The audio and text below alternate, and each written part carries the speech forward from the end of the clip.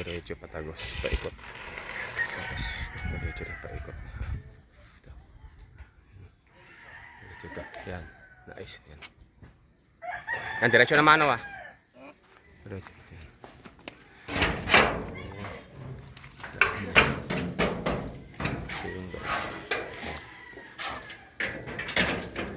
Bali 240 square meter po ito. Ito yung ating bagong bodegang gagawin.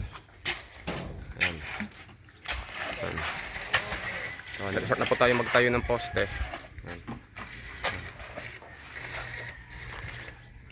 Ito yung mga haligi. Ito po yung ating gagawin, mga ginawang mga poste. Ginamitan natin ng 20mm at 16mm para pang lifetime na. Ano pa yung ating gagawin is pang matagalan na.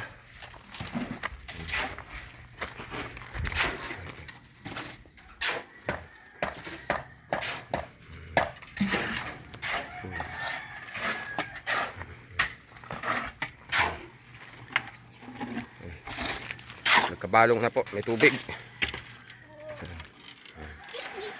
Ito yung ating yung ating bagong bodega.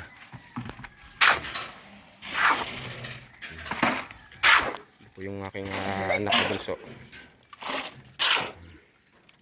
Sinasanay ko na yan para siya yung susunod sa akin pagka tayo medyo nag-resign na sa pagtatrabaho natin sa ating pagbibang shop.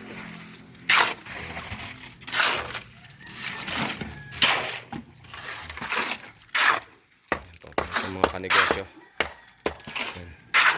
Kaya dito muna yung aking mga tao.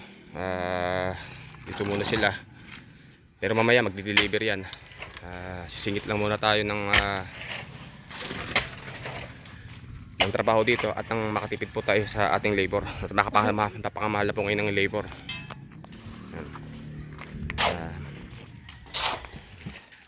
Ito na po yung ating tinatawag na dating pinaghirapan, katas ng kalawang. Ito na po yung ating nabili. Yan.